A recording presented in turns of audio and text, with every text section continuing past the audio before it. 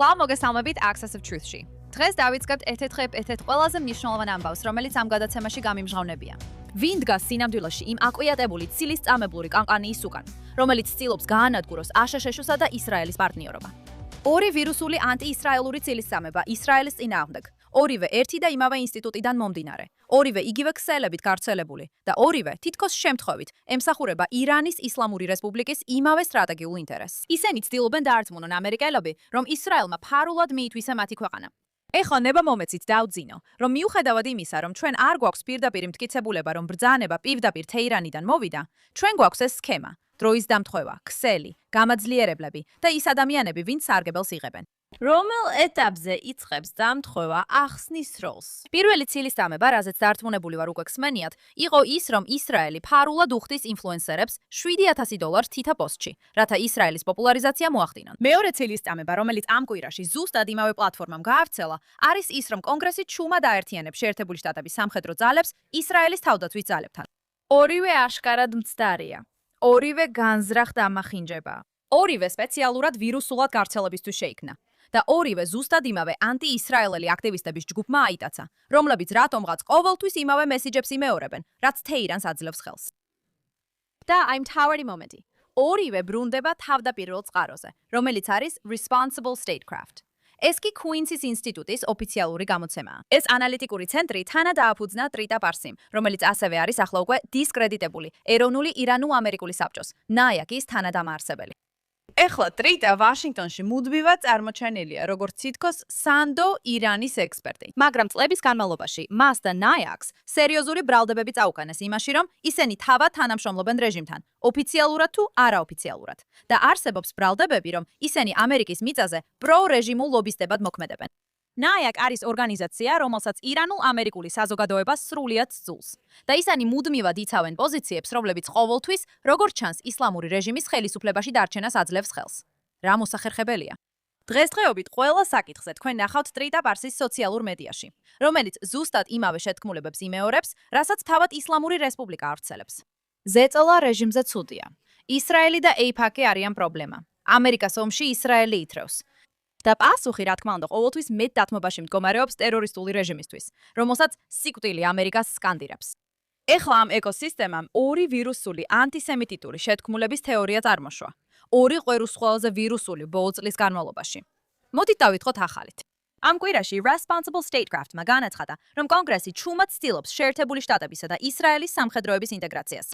Panika 2027 წლის NDAA-ს 224 მუხლზე, რომელიც აშშ-სა და ისრაელის თავდაცვის ტექნოლოგიების თანამშრომლობის ინიციატივას ითვალისწინებს. ეხლა, რას ნიშნავს ეს რეალურად?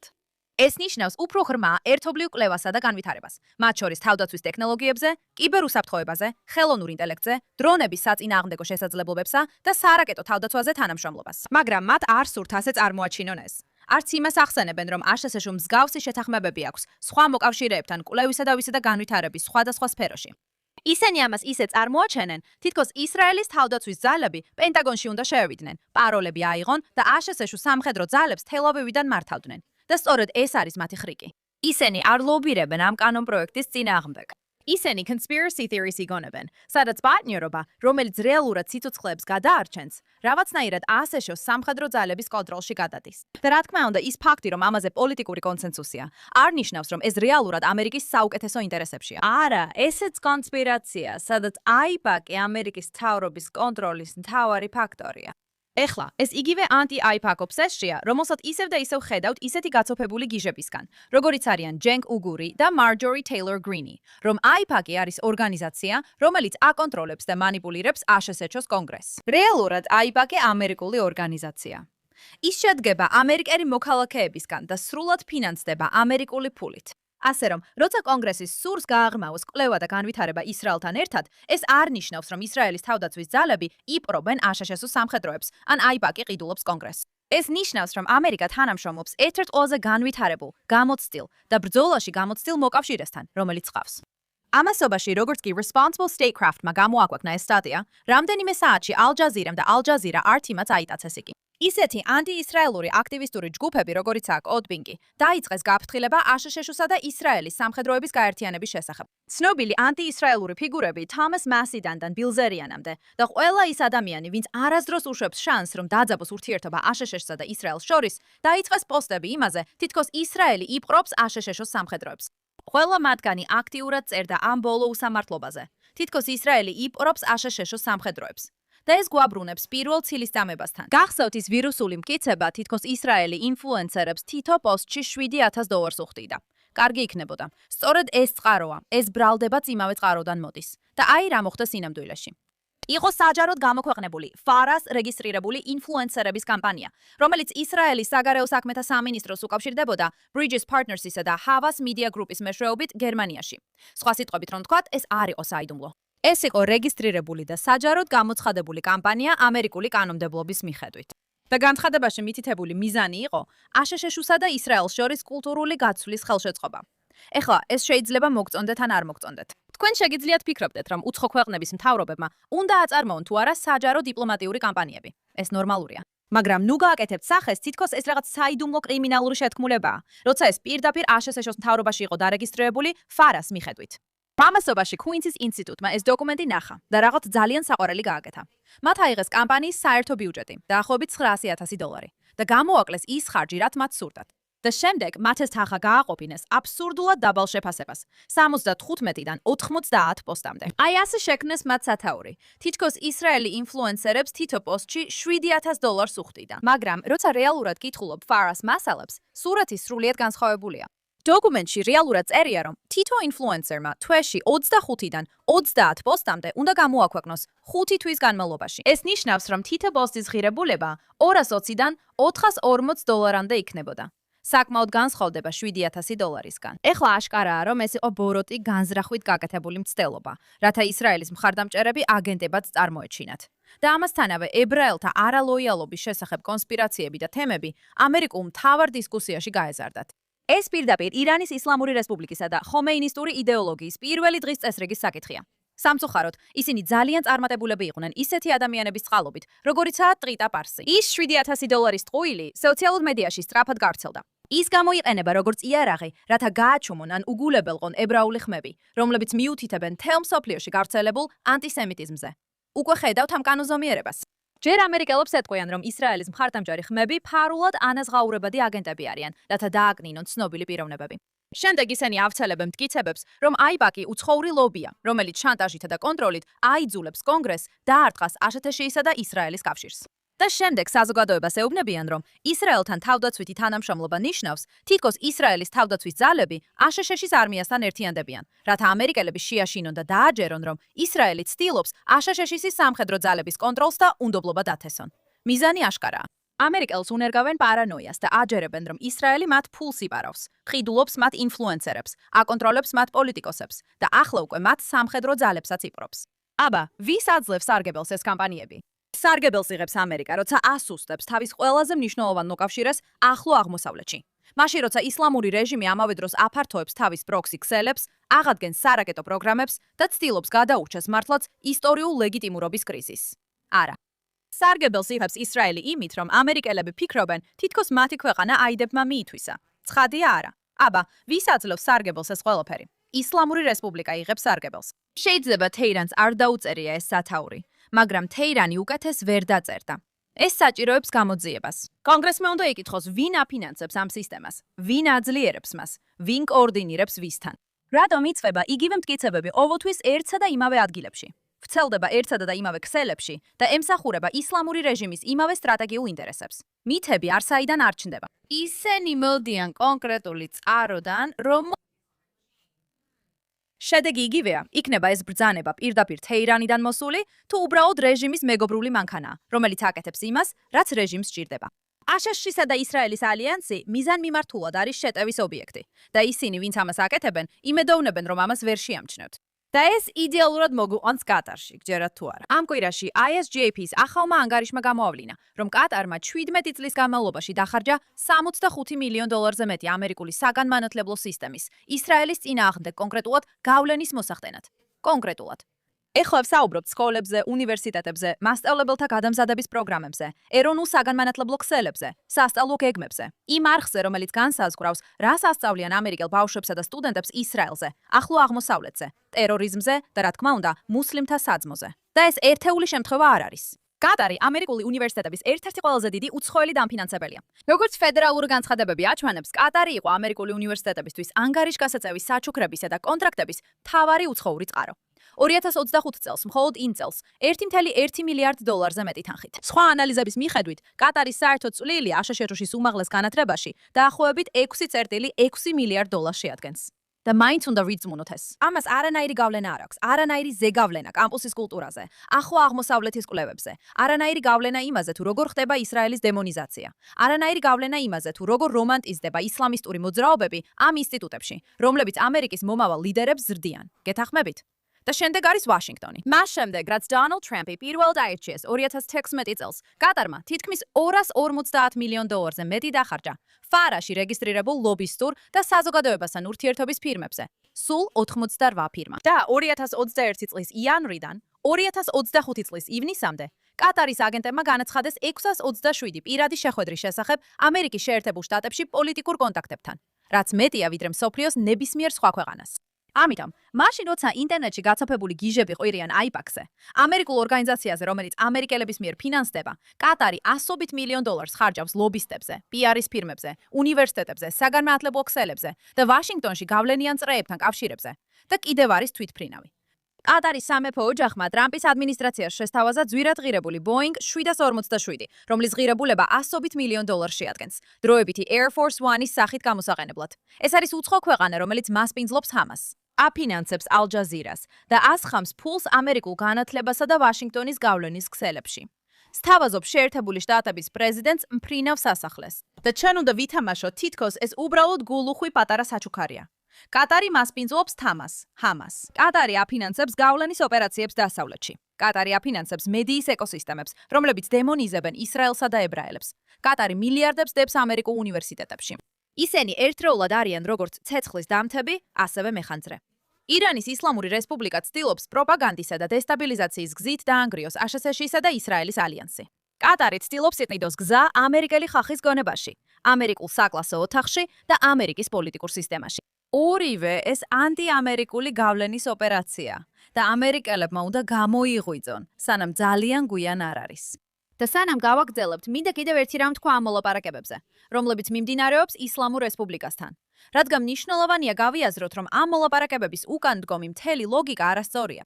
პრობლემა მხოლოდ იმ შეთანხმების პირობებში არ არის, რაც შეიძლება მიღწეულ იქნას. პრობლემა თავად რეჟიმია. დასავლელი ოფიციალური პირები განაგრძობენ საუბარს ამ რეჟიმზე. ისე თითქოს ეს ჩვეულებრივი ქვეყანაა, ჩვეულებრივი მთავრობით, რომელსაც შეიძლება ზეწოლა განვახორციელოთ, ან სტიმული მივცეთ, მოვეფეროთ, თუნდაც ქრთამი მივცეთ და საბოლოოდ დავაბრუნოთ ერების საზოგადოებაში. მაგრამ ეს ფანტაზია, რომელიც ბოლო 40 წლის განმავლობაში ირანის ყველა წარუმატებელი პოლიტიკის გულშია. ეს რეჟიმი ნორმალურ სახელმწიფო მართვაზე არ არის დაფუძნებული. ის დაფუძნებულია ისლამური სამართლის მცველის იდეოლოგიაზე. ეს არის რევოლუციური თეოკრატია, რომელიც აგებულია ამ რევოლუციის ექსპორტზე, ისრაელის განადგურებაზე, ამერიკის დამცირებაზე და ირანის ხალხის დამორჩილებაზე. მათ დათმობები კეთილგანწყობად არ მიაჩნიათ. მათთვის დათმობა სისუსტეა. მოლაპარაკებებს კი კომპრომისად არ აღიქვამენ. მათთვის მოლაპარაკებები ბრძოლის ველია, სადაც დასავლეთი მოდის, რათა მასზე მანიპულირონ. რეალურად არ არსებობს სცენარი, სადაც ამ რეჟიმისთვის 6 მილიარდი დოლარის, 12 მილიარდი დოლარის ან ნებისმიერი სანქციების შემსუბუქების მიცემა რაციონალური დათმობაა. არ მაინტერესებს ვის თავაზობს ამას. მე მაინტერესებს, რომ ეს ფული ისლამური რეჟიმის ხელში არ აღმოჩნდეს, რადგან ეს უკვე ნანახი გვაქვს. ობამას ადმინისტრაციამ რეჟიმს ფული და ლეგიტიმაცია მისცა და რას აკეთებდნენ ამით? ისინი მთელ ახლო აღმოსავლეთში გავრცელდნენ. დააფინანსეს პროქსი ჯგუფები, შექმნეს ტერორისტული ქსელები. მათ დაიარაღეს ჰამასი, ჰეზბოლა, ჰუთები და მილიციები ერაყსა და სირიაში.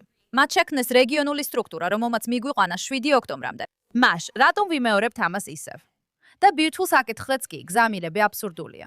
ერთ დღეს ამბობენ, რომ ბირთვული იარაღი არ უნდა გქონდეთ, მეორე დღეს კი ჟღერს თითქოს შეზღუდული გამდიდრება შეიძლება ნორმალურია. არა, ერთადერთი მისაღები რიცხვი ნულია. ნულოვანი გამდიდრებული ურანი, ნულოვანი შიდა გამდიდრება, ნულოვანი გზა ბომბამდე. იმიტომ რომ თუნდაც ხვალ დათანხმდნენ ნულოვან გამდიდრებას, მერერა. ეს მაინც რჩება მსოფლიოში ტერორიზმის ყველაზე დიდ სახელმწიფო სპონსორად. ეს მაინც ის რეჟიმია, რომელიც აფინანსებს ჰეზბოლას, ჰამას, ჰუთებს, პალესტინურ ისლამურ ჯიჰადს, დაჯგუფებებს, რომლებმაც ასობით ამერიკელი მოკლეს. ეს მაინც ის რეჟიმია, რომელიც ბალისტიკურ რაკეტებს აშენებს. ეს მაინც ის რეჟიმია, რომელიც ატარებს მკვლელობის შეთქმულებებს, მძევლების დიპლომატიას, კიბერშეტევებს და გლობალურ ტერორისტულ ქსელებს.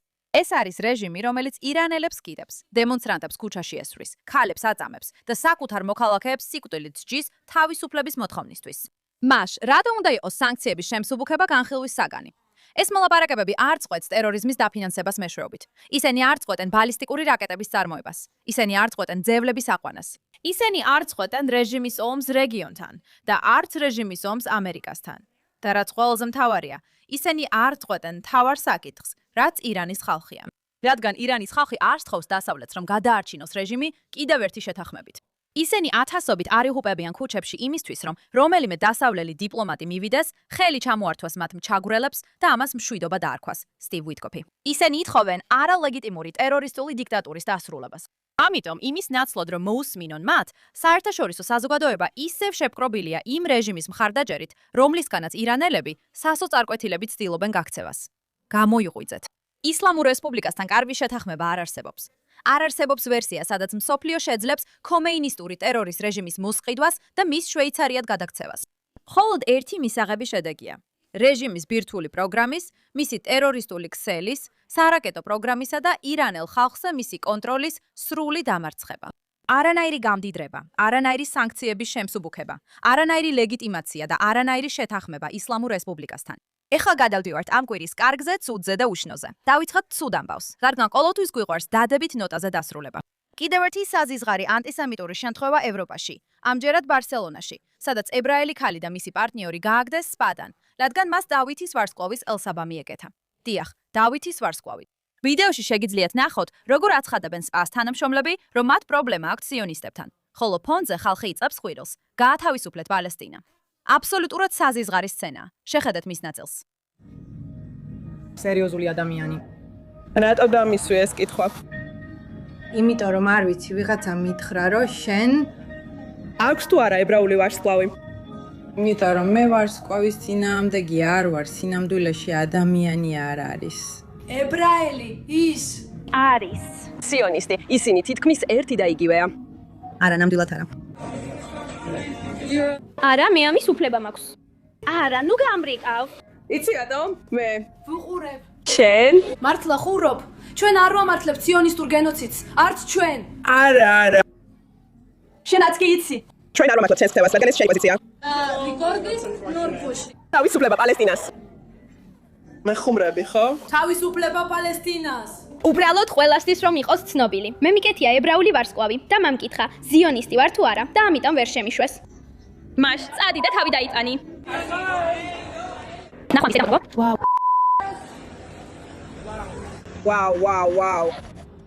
ვაუ.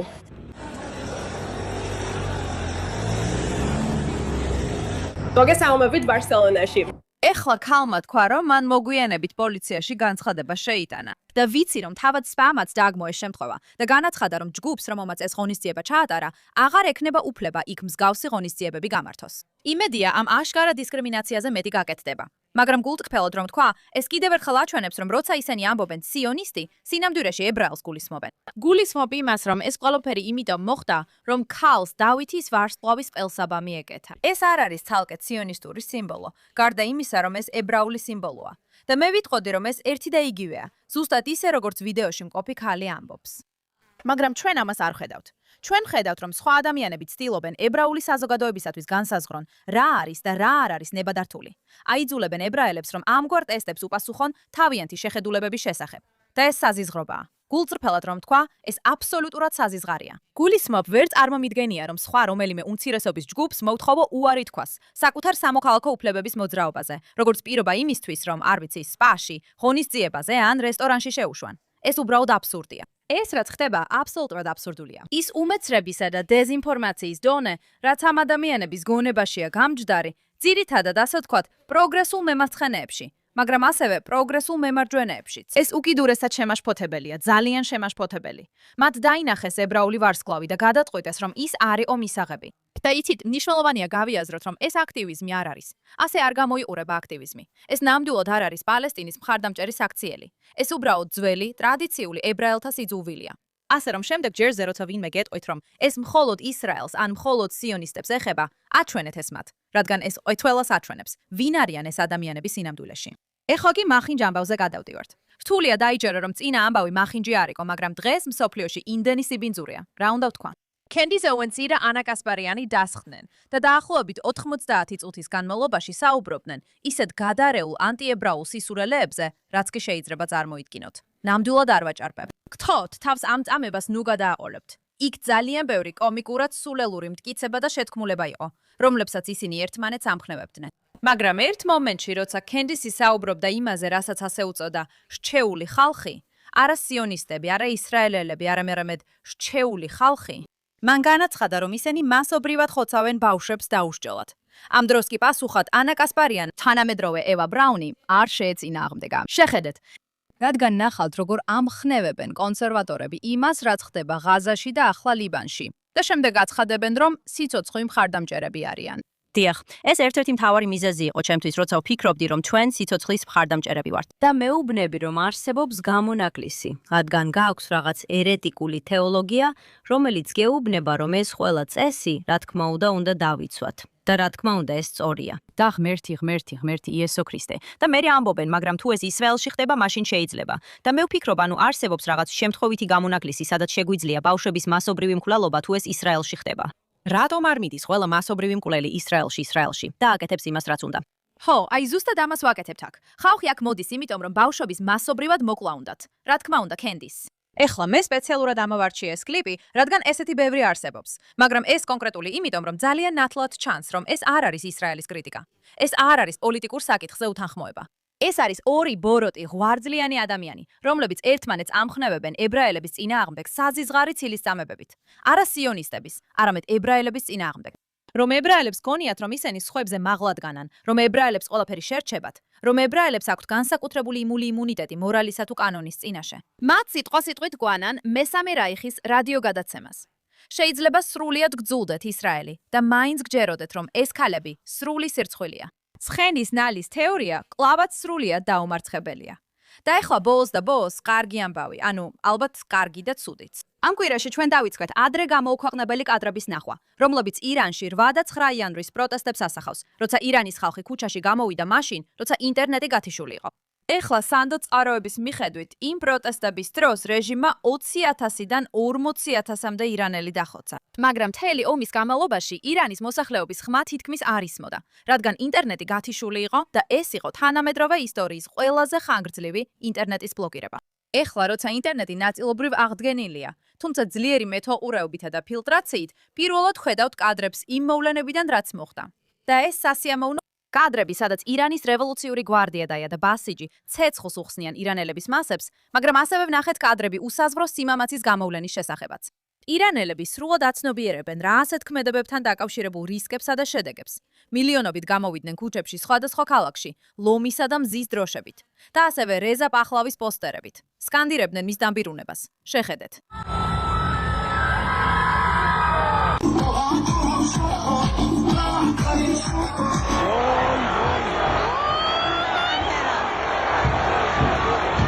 ეს შენთვის არ არის.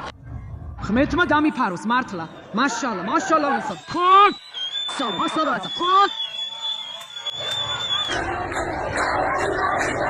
ამბობენ, რომ ფეჰლევი დაბრუნდება. ეს არის საბოლოო ბრძოლა. ფეჰლევი დაბრუნდება. და საინტერესოა, რადგან ამ ვიდეოში შეგიძლიათ ნახოთ, რომ მათ აქვთ პოსტერები რეზა ფეჰლევის სახელით. რადგან ბევრი მეინსტრიმული მედია აუდიოს აჭრიდა იმ საწყის ვიდეოებს, რომლებიც გამოვიდა. და ცდილობდნენ ეთქვათ, რომ ეს არ იყო ის, რაც ხალხს უნდოდა. ან თითქოს ეს რაღაცით манипуლირებული იყო. ძალიან აშკარა კამპანიაა ტახტის მემკვიდრის წინააღმდეგ. მიუხედავად იმისა, რომ ხალხი სწორედ ამას ამბობს. მაგრამ თუ არ ხართ დარწმუნებული, რომ საზოგადოება მთლიანად ამ რეჟიმის წინააღმდეგია, ნახეთ, როგორ დაანგრიეს ამ პროტესტების დროს ირანის რევოლუციური გვარდიის ტერორისტი ლიდერის ყასემ სოლეიმანის ქანდაკება. მაშალა.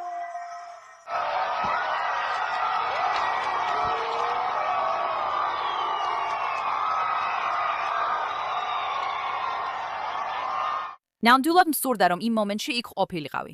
ძალიან მაგარი მომენტი იყო და ასევე ზეიმიც. ასევე ვიხილეთ ბევრი ზეიმი ხამენეის ყველობის შემდეგ, რაც ძალიან სასიამოვნო სანახავი იყო.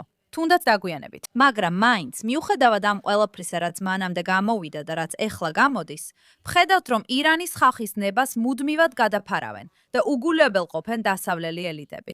გულისხმობ ნახეთ, საადამდე მიგვიყვანა ამან ირანის საკითხში.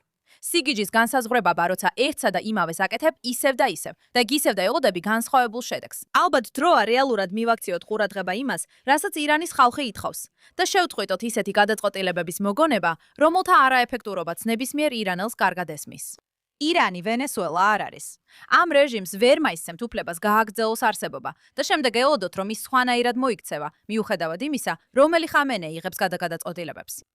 ეს არის ყველაფერი, რაც ამ კვირისთვის გვაქვს, ქალბატონებო და ბატონებო. მაგრამ მომავალ კვირას ისევ დაგებრუნდებით ახალი ცნობებით ირანის ომზე და იმაზე, რაც ახლო აღმოსავლეთში ხდება. თუ გაქვთ რაიმე საინტერესო ამბავი, შეგიძლიათ მომწეროთ X-ზე, ემილი კა შრედერის სახელზე, ან Instagram-ზე, Emily in Tel Aviv-ზე.